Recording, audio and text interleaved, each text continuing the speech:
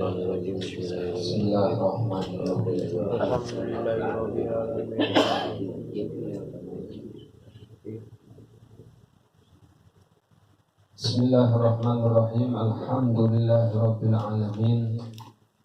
Wa bihi nasta'in ala umuri dunya waddin. Sallallahu ala sayyidina Muhammadin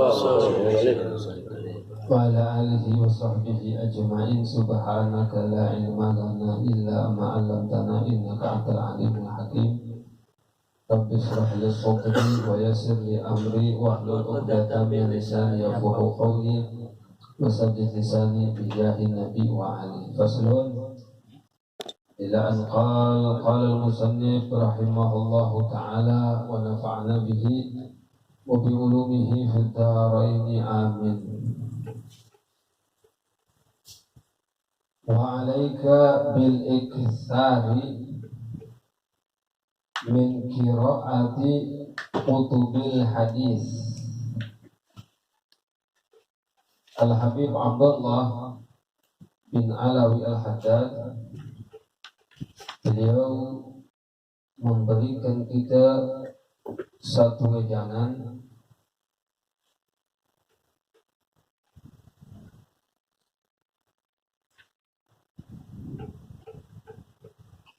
kata beliau, hendaknya anda sekalian, kita orang maksudnya yang di top ini kita semuanya, hendaknya anda sekalian ini sering-sering membaca kitab hadis. Kalau kita nggak bisa baca, ya kita dengarkan Ustadz Habib Kiai yang ngajar kitab-kitab hadis, seperti Bukhari atau Riyadhus Shalihin atau hadis yang Al-Arba'in An-Nawawi. Kitab hadis kita disuruh tuh Imam Haddad sering-sering memperbanyak membaca kitab hadis. Atau kalau kita nggak bisa, ya kita dengerin, ada guru yang ngajar hadis, kita ikut aja tuh, kita dengerin. Wa tafsir, dan juga kitab tafsir Al-Quran, sering-sering kita baca. Atau kalau kita nggak bisa, ya kita dengerin ngaji, orang yang ngajar, guru yang ngajar ilmu tafsir. Wa min mutala'ati kutubil qaumi, dan juga sering-sering membaca kitab-kitab tasawuf. Kutubul qaum maksudnya kitab-kitab ulama tasawuf amatan secara umum.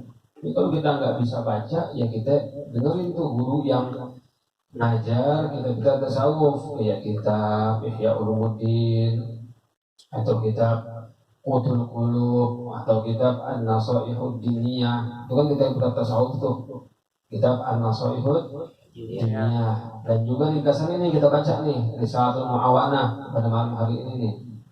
Itu kitab-kitab tasawuf. Dan sering tuh, kalau Imam Haddad menasihati kita seperti itu, berarti ada kebaikan di situ. Jadi sering-sering kita membaca kitab hadis, tafsir, kitab-kitab tasawuf. Fa inna dzalika fathun 'amun wa sulukun tamun. Kenapa Imam Haddad nyuruh kita seperti itu? Karena sesungguhnya pada hal itu ada fathun 'amun. Kita ini dibukakan pintu pemahaman. Jadi kita ini dibukakan hati kita sehingga mudah untuk memahami sesuatu yang kita sebelumnya nggak paham. Dapat futuh kita terbuka, kita punya hati itu, otak kita terbuka, akal kita terbuka, sadar gitu. Nah kalau kita baca kitab hadis, tafsir atau kitab tasawuf, dengan keberkahan kita pun itu sadar. Kadang-kadang di tempat ini dia belum sadar juga, di tempat kedua belum sadar juga, di tempat ketiga ketika ngaji didengar baca hadis, sadar tuh. Artinya dia punya punya hati baru terbuka, sadar. Ya udah, mau tobat aja deh. Mana kali gue salah tuh, yang gue tinggalin, terbuka. Dia punya punya mendapatkan futuh. Wasulukun tam, dan juga dia bakalan punya suluk perilaku yang sempurna. Artinya akhlaknya dia bakalan membaik. Kalau sering-sering membaca kitab hadis, kitab tafsir atau kitab tasawuf. Saya nggak bisa bacanya, ya udah cari guru yang ngajar kitab-kitab hadis, tafsir, tasawuf. Kama qala ba'dul arifin, sebagaimana telah dikatakan oleh orang-orang al-arif billah. Beberapa orang arif billah mengatakan, nanti kalau mau mendapatkan futuh, kalau mau suluk ente meningkat, nah baca tuh kitab hadis, tafsir dan kitab tasawuf. Walakin yang bagi laka anta hatariza amma yastamil min rasailihim alal umuril ghamidah.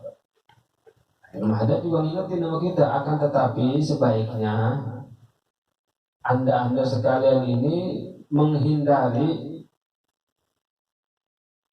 hal-hal yang terkandung dalam risalah mereka tuh para ulama, sesuatu yang rumit, sesuatu yang dalam, wal haqaiqil mujarradah, dan juga tentang hakikat-hakikat yang tidak ada penjelasan yang mujarradah, yang sepi, artinya nggak ada penjelasan. Wa hadhihi al-asya' tujadu fi aktsari mu'allafati Syekh Muhammad bin Arabi wa fi syai'in min rasail Imam al-Ghazali kal Mi'raj wal Madmun bih. Nah, itu terdapat di kitab-kitab karangannya Imam Ibnu Arabi seperti Futuhat Al-Makkiyah, dan juga ada juga tuh sedikit tapi di risalah Imam Ghazali seperti kitab beliau yang namanya Al-Mi'raj. Dan apa saja ya, kata Imam Haddad, kita juga nggak boleh sembarangan baca buku. Itu kata Imam Haddad.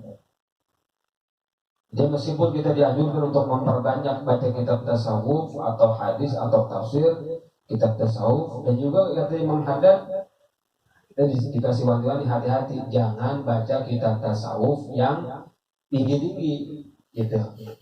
Nanti takutnya apa? Kitanya memahami nggak sesuai dengan si pengarangnya, akhirnya jadi sesat. Ini yang banyak orang ini pada eling doang, kagak sholat tuh gara-gara itu. Mempelajari kitab-kitab yang tasawuf yang tinggi, yang hakikat, akhirnya dia merasa udah sampai kepada Allah, paling belum sampai, masih di rumahnya aja, ya kan? Akhirnya nggak mau sholat lagi, nggak mau haji, nggak mau puasa, nggak mau ini, nggak mau itu. Nah dia pikir cukup apa? Cukup eling. Nah, itu salah tuh. Itu kenapa begitu? Karena dia mempelajari kitab-kitab yang rumit, udah gitu gak ada gurunya, dan pemahamannya salah. Banyak itu, banyak. Paling kalau orang-orang sering baca kitab manaqib, udah sering baca kitab manaqib, akhirnya yang di otaknya cuma manaqib mulu, keramat mulu, ya kan? Yang dipikirin wali itu tentang keramatnya mulu. Ini wali bisa terbang, wali bisa jalan di atas air, wali bisa nggak kebakar. Padahal yang terpenting itu ada lebih dari itu apa? Istiqomahnya. Gimana itu wali sholat malamnya 300 rakaat, anak mau ikutin Ya mungkin kita nggak bisa 300 rakaat, ya kita cuma dua rakaat yang penting ikutin. Itu wali sholat duhanya, sholat paginya berapa? 100 rakaat. Imam Haddad tuh setiap pagi 100 rakaat Imam Haddad tuh. Ini ngarang kitab ini setiap pagi sholatnya 100 rakaat. Nah kita nggak usah ngikutin dah 100 rakaat. Kita aja subuh aja kadang kita kadang kagak. Imam Haddad tuh setiap pagi sholat paginya itu sholat sunnahnya 100. Kita nggak usah ngikutin, dulu sholat duhanya 4 rakaat lah, atau 8 rakaat lah, atau minimal 2 rakaat. Nah itu kalau kita baca manaqib awliya kayak gitu, yang kita baca tentang apa ya? Tentang ibadahnya, istiqomahnya, jangan keramatnya doang. Nah kalau keramatnya itu jadi gendeng. Nanti ngayalnya pengen terbang mulu, baca wirid pengennya apa? pengen buka sejadah ada duit. Nah akhirnya buka sejadah bukan keluar duit malah keluar kicap udah keren. Jangan ya. Artinya di sini kata Imam Haddad, jangan baca kitab yang sembarangan gitu. Ya sama juga. Jangan juga sembarangan belajar sama guru yang gak jelas. Sama. Belajar sama ustadz atau guru yang kadang-kadang ngajarin buat kita bingung, buat kita pusing. Dia ngajarin tentang makrifat dulu, makrifat lagi makrifat. Dianya bingung, guru itu juga bingung. Akhirnya pada kagak sembahyang gitu. Jangan juga. Tetap kita disuruh memperbanyak baca buku, baca kitab-kitab yang mengandung keberkahan. Tapi hati-hati teman, dan di antara kitab Imam Ibnu Arabi itu, kitabnya rumit. Kitabnya rumit. Di situ gak sembarang orang bisa baca. Yang bisa baca tuh harus orang-orang yang dasarnya udah mantep, dasarnya udah mantep, dia punya pikiran juga jernih, harus bisa menangkap pemahaman itu. Kalau orang yang masih kelas TK baca gituan, ya udah besoknya ada sembahyang udah. Besok-besok nyalain orang gitu. Nah, makanya kita ini diharuskan bertahap. Di kalau apa-apa tuh mau bertahap dulu, jangan langsung jangan langsung mau instan. Nanti baru ngaji sebentar udah mau langsung jadi wali ya udah nggak bisa kayak gitu. Pelan-pelan. Nah begitu ya. Jadi katanya maksud kayak gitu. Ada juga kitab Imam Nawawi, kitab Imam Ghazali ada juga tuh seperti kitab Al-Mi'raj. Nah mungkin aku nggak pernah dengar kali itu kitab Ibnu Arabi, kitab Al-Mi'raj. Pokoknya kata Imam Haddad hati-hati, jangan baca kitab seperti itu. Kenapa kata Imam Haddad? Banyak orang itu tersesat karena salah memahami kitab tersebut. Kita bukan kitab yang salah, kitab ini benar, cuman orangnya ini memahaminya salah. Faqad dzakara Syekh Az-Zarruq, kalau Imam Zarruq beliau telah menyebutkan fi Ta'sisul Qawaid. Dalam satu kitab namanya Ta'sisul Qawaid. Qaidatan, satu kaidah fi tahdhir, itu larangan minal kutub, dari kitab-kitab allati tajri hadzal majra, yang kitab-kitab yang berjalan atau yang berjalan seperti jalan yang tadi tuh. Farajiha insida, maka kalau engkau mau boleh engkau baca kitab Ta'sisul Qawaid kata Imam Haddad, untuk menjelaskan dalam situ lebih lengkap lagi, menjelaskan satu kaidah, yaitu kitab-kitab yang enggak boleh dibaca. Itu. Walam yadhkur fi jumlatiha mu'allafatu Syekh Abdul Karim Al-Khailani. Nah, cuma dalam kitab itu Syekh Zarruq itu tidak menyebutkan kitab-kitab yang dikarang oleh Syekh Abdul Karim Al-Khailani. Li'annahu muta'akhir. Kenapa kata Imam Haddad? Karena Syekh Abdul Karim Al-Khailani itu beliau hidup setelah zamannya Imam Syekh Az-Zarruq. Wa mu'alifatuhu, dan juga karangan-karangannya an akhiriha, datangnya terakhir. Lumayan bagi ihtirazu anha. Nah, karangan-karangan Syekh Abdul Karim Al-Khailani termasuk juga kitab-kitab yang hati-hati untuk dibaca. Kata Imam Haddad, itharon lissalamah, supaya apa? Supaya kita selamat, nggak salah paham. Jadi jangan kita itu gampang-gampang memahami sesuatu yang kita nggak ngerti. Kalau kita nggak ngerti, jangan pakai pemahaman kita sendiri dah. Jangan. Kalau lihat guru aneh-aneh nih, jangan kita langsung apa? Oh jangan guru begitu, jangan. Kadang pemahaman kita itu nggak ngerti. Makanya kalau kita mau lihat orang itu kalau mau jadi panutan, seorang guru kalau mau jadi panutan itu lihat ketika di masa bidayahnya.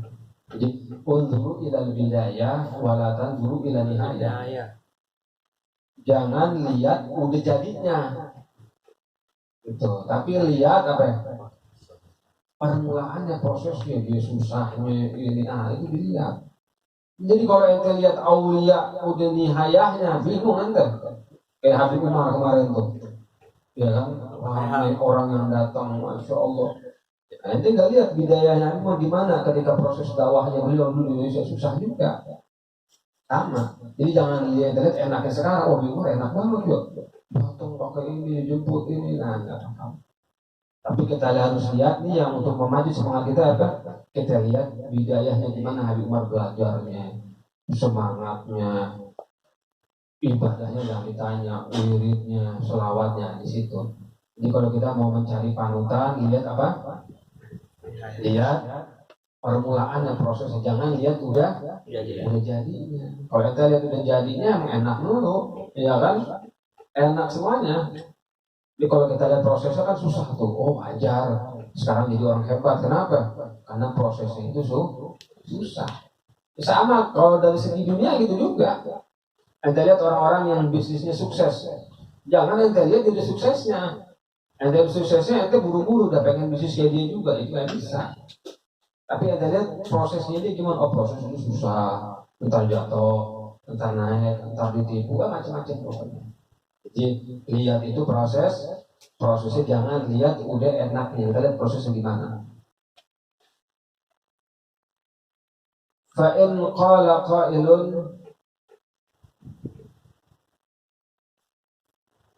fa'in qala qailun, jika ada orang yang berkata, kata yang menghadapnya, la ba'sa alayya fi mutalati hadhihi kutub, enggak apa-apa. Ana baca kitab kayak itu orang kayaknya enggak apa-apa katanya. Li'anni akhud ma afhamu wa aslam lima la afhamuh liqa'ilihi. Ini kata dia yang paham aku ambil, yang nggak paham ya udah aku diemin aja. Bila lahu maka kata yang muhaddats kita katakan kepada itu orang qad ansaf tak kau udah bijak katanya. Jadi yang kau paham kau ambil amalkan. Tadi tuh membaca kira yang rumit.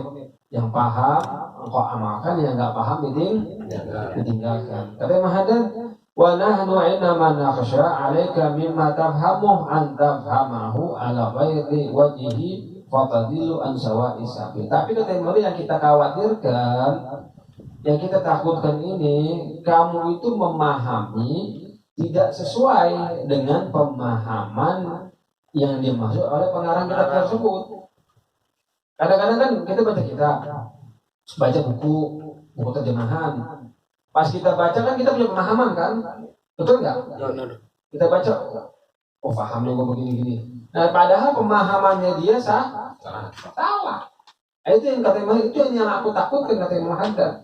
Bukannya kamu paham nggak paham, yang ditakutkan engkau punya pemahaman itu salah. Fatadilla an sawa'is sabil. Maka dengan begitu engkau bakalan tersesat dari jalan yang lurus. Banyak orang kan tersesat dengan buku-buku yang dia pelajarin tuh. Buku-buku yang dia dilarang dia baca. Buku-buku terjemahan. Banyak orang yang jadi aneh. Yang jadi jauh dan jadi sesat banyak. Pertama, emang bukunya berat. Kedua, kagak ada gurunya. Buku apa tuh dulu ada tuh? Majmu'ul Aurat tuh yang banyak tuh. Ijazah-ijazah yang gak ada gurunya. Dia baca semuanya, bukan jadi wali malah jadi apa? Gila, banyak tuh di pinggir jalan. Ya kalau dari sini ke Sukabumi itu ada tempat itu. Di pinggir jalan orang yang apa? Gila. Mungkin gara-gara kebanyakan amalan apa dia malah nggak ada gurunya. Diingat, pemahaman juga harus ada sanadnya, pemahaman tuh. Kadang-kadang kalau kita memahami sendiri kita nggak tahu ini salah apa enggaknya. Tapi pemahaman juga ada sanadnya. Ini loh yang saya pahamin menurut pemahaman guru saya begini. Saya dulu ngajinya. Dan guru saya pemahamannya memahami pemahaman dari gurunya lagi. Terus pemahaman sampai kemana ke siapa? Ke Rasulullah Shallallahu Alaihi Wasallam. Nah makanya disitulah pentingnya sanad. Jadinya nggak salah kita dengan pemahaman. Kama waqa'a dzalika li aqwamin, sebagaimana telah terjadi hal itu bagi beberapa kelompok orang akafu ala mutala'ati hadits. Mereka terus-menerus membaca ini kitab-kitab fasaru fi zindikah wa ilhad. Akhirnya mereka menjadi apa? Mereka menjadi zindikah, orang zindik. Wa ilhad, zindik nih orang apa? Orang yang ilhad nih orang apa? Yang itu dari agama Islam lah. Ateisme, jadi ateis, ilhad. Zindik orang yang apa? Yang munafik. Ya orang yang keluar dari agama Islam. Gara-gara gitu salah baca kitab, salah pemahaman. Akhirnya jadi liberal. Wa qalu bil hulul wal ittihad, dan mereka mengatakan tentang apa pemahaman yang bahaya yang sering kita dengar namanya al hulul wal ittihad, menyatunya manusia kepada zatnya Allah. Ini kan mustahil. Atau kalau bahasa ininya manunggaling kawula Gusti. Tuh, menyatunya seorang hamba kepada aneh pemahamannya. Ya, mereka nggak bisa. Itu gara-gara apa? Pemahamannya salah. Fala haula wala quwata illa billahil aliyil azim. Wallahu a'lam bissawab. Subhanakallahumma wa bihamdika asyhadu an la ilaha illa anta astaghfiruka wa atubu ilaik. Sallallahu alaihi wa sallam wa ala alihi wa sallam. Alhamdulillah rabbil alamin.